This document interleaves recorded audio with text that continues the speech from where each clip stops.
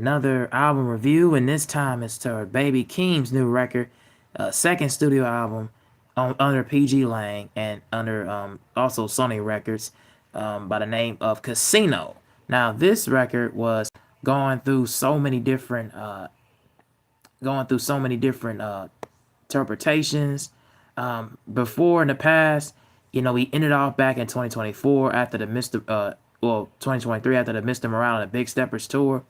You know, he previewed songs with another artist named Scott Bridgeway, and then which entitled was some picture captions that he had on Instagram, which initially the album could have been called Child with Wolves, but then later on down the road, he ended up having this Boo Man documentary part series where he explains his upbringing along with Kendrick Lamar, explaining, how him and his cousin linked up and hooked up in the beginning part of, before they even got into the music game. But he figured that King was probably one of the artists that he really enjoys, that he studied, that he learned from, and he really kind of just wanted to bring his touch. So with this album, uh, he entitled Casino, and he actually set the stage up, previewed a bunch of stage, driven songs.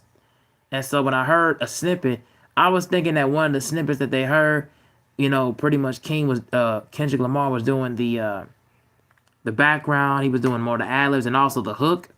I kind of figured that it was going to be one of the main songs, which is track 4, Good Flirts. But unfortunately, that was another song that was on the album called House Money, which that's going to be played in so many different,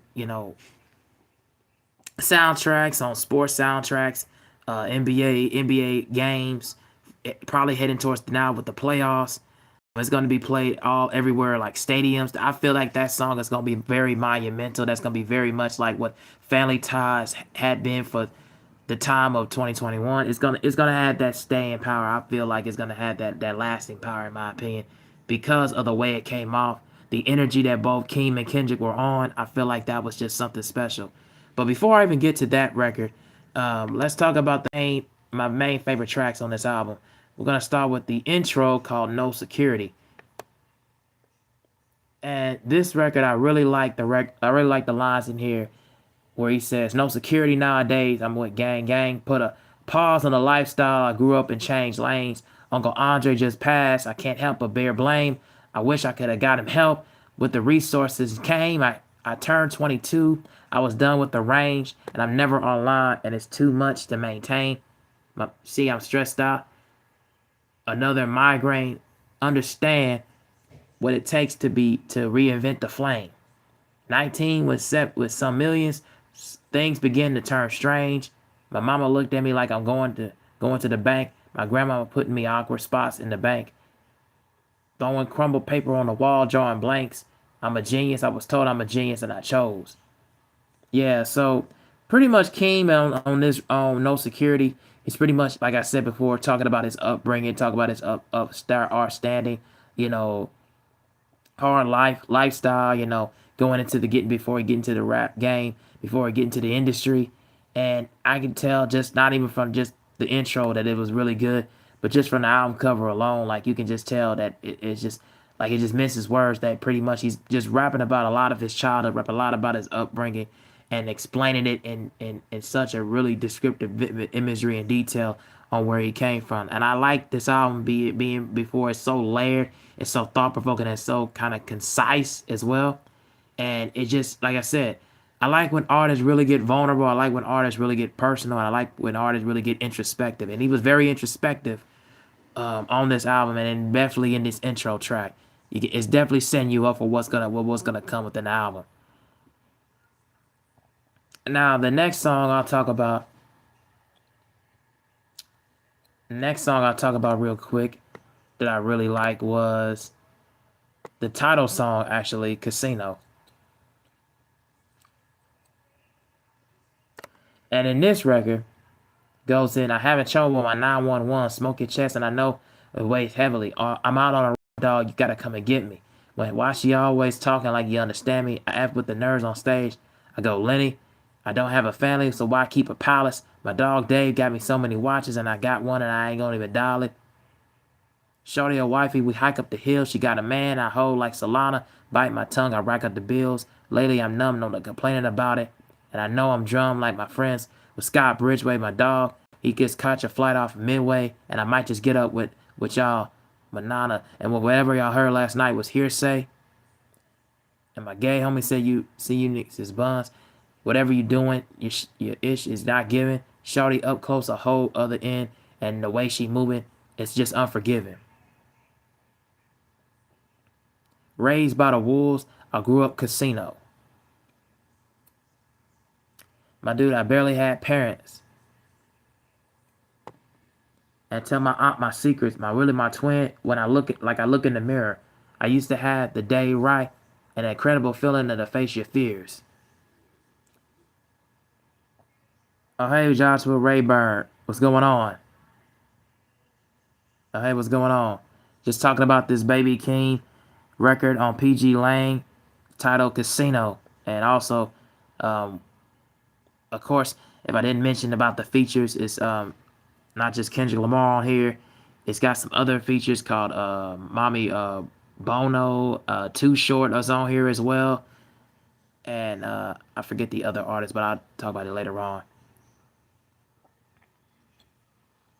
But yeah, so getting back to what I was saying about the record Casino, Baby Keem basically is going through the trials and turmoils, just basically about you know about him growing up without like having like real parents in his life to really stretch a fold about like him really that he could talk to about the music, talk really to about creating music, you know. And like I said, him in the documentary, as he's talking about and relaying the album, you can tell in this song he's really trying to express all the vulnerable and the passion and the emotions and the energy and what sparked him to really, come and create the record. I really feel like he's really going through so many different passions, everything, the loss in his life, not having that family around, that figure, that family figure around to really have him besides his foster parents and besides his auntie. Like he really like tells her the stories that he wants to really come up with musically. So I thought that was pretty engaging and pretty interesting. Now the song "House Money" is the next song I'm gonna talk about. How about that? The next song I'm gonna talk about real quick is "House Money," which I've already gotten into that record a bit. Yeah, and this is also produced by him and Danja. I like I said, the record is very monumental. But here we go with these lines. Not the. I like the second verse, and also Denzel Curry is also credited on this record too. Keem, Wasim, and if I'm in this, I'm ready to crash out. I'm holding resentment. My mama's so petty. She let me in the back of the stash house. I packed out the building if you at the show, and that mean that you ready to black out. That means it's too late to back out. The cameras is all about the act now. You packed up your tribe. You still got the stripes. Don't run you like scuffing at High Keem. She falling a lot of music is right. I up with the girl like karate, and you two girls at a time. You blew up the spot. It's time you get booed from the lobby. And I found my carbon copy because you're out here moving too sloppy. And then I like the Kendrick parts where he says, walking in the party, don't fear nobody. What the F powered up? Who gonna stop me? He a dove, she a bus, and I'm godly. Is that probably? Yeah, and that pretty much goes into a big part of what, like I said, about the monumental feeling and the effect of it. Unlike what I heard from the song "Good Flirts," which I didn't really like that song. I thought that was probably one of the weaker tracks on the album. Is I don't think Keem and Kendrick. That's probably one of the worst collab records that they've done. Probably even more worse than the Range Brothers, which I didn't really like that either. But I just feel like that Keem and Kendrick do have some really solid chemistry together. I feel like they really coincide well with each other. Kendrick can do whatever he wants. He doesn't take himself too seriously, whereas Keem tries to because he's trying to prove a point. But I feel like with Keem on here and on this particular record, which is a much better song from the live, upbeat, up tempo, production, the really good upbeat vocals from Keem, and of course Kendrick's high powered, emotional, gut wrenching energy, just really infectious.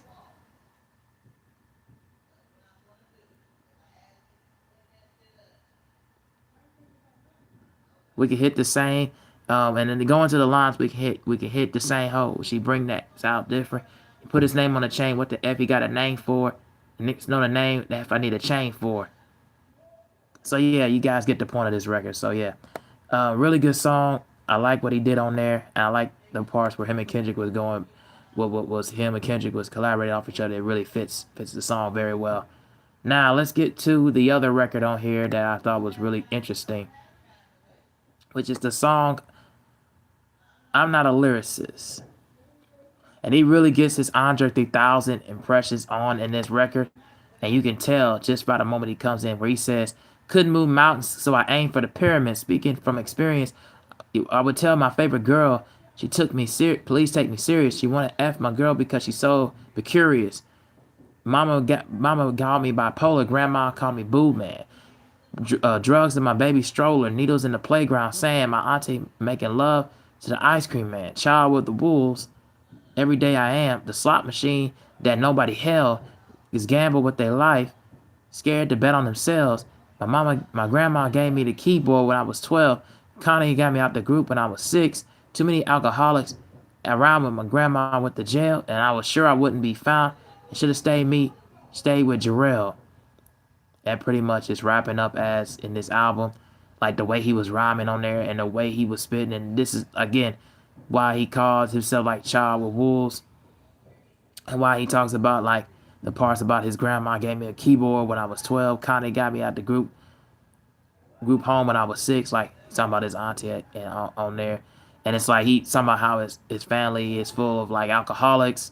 That was just really a good story to really tell and get off his chest. Really things that he wanted to get off his chest.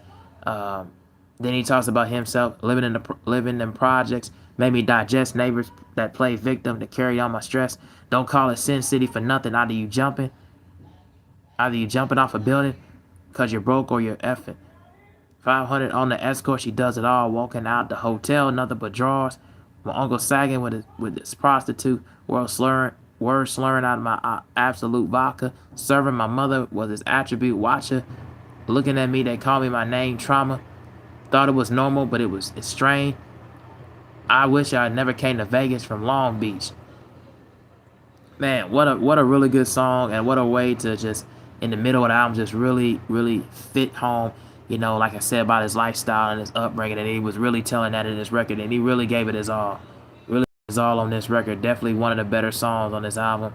Um, don't let the title misconstrue you guys. No, it's a really good song, and I like the way he was foretelling his story about his family and his personal life being something that was really a parallel traumatized, and that really felt something that he really wanted to get off and really wanted to instill in from the mind and really to the heart to the face.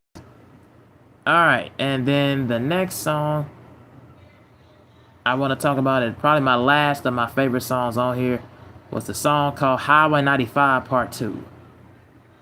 Now I do believe this is a follow-up song to I cannot remember if this was on I cannot remember this is on The Sound of Bad Habit or the mixtape, or if this is on the Melodic Blue. You might have to remind me of that, guys. But I believe this is a follow up to that record.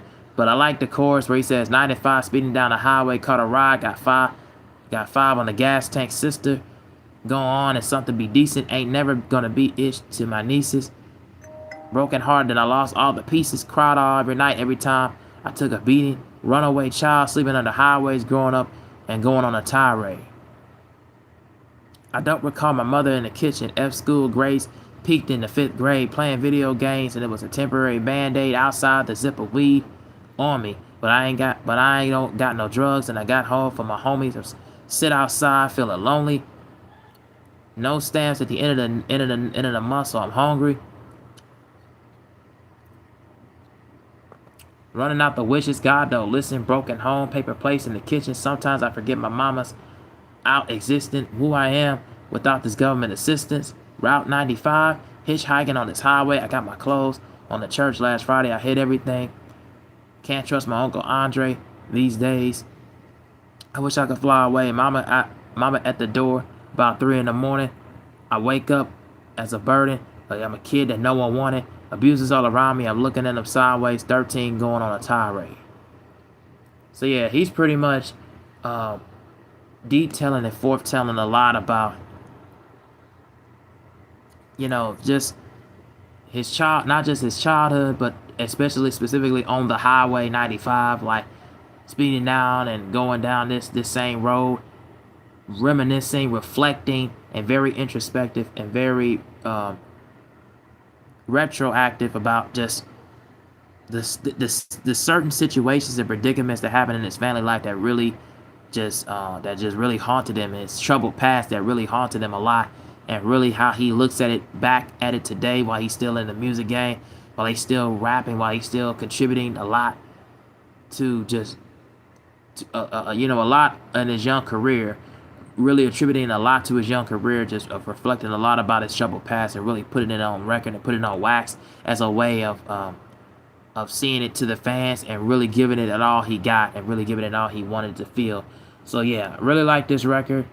Uh, I like what he was doing on there. I like the feeling of the essence of the record. He really gave me everything that I wanted, as far as just knowing about him as the person, knowing about him as an artist, really knowing about him, how he's grown, you know, in the lifestyle. I really like the way he was doing it. So I can't wait to hear more than what he's got on this record and what has he's gonna do now and where he's gonna be at, in the later on years, because he has the future potential to go there, to go and move the needle as an artist.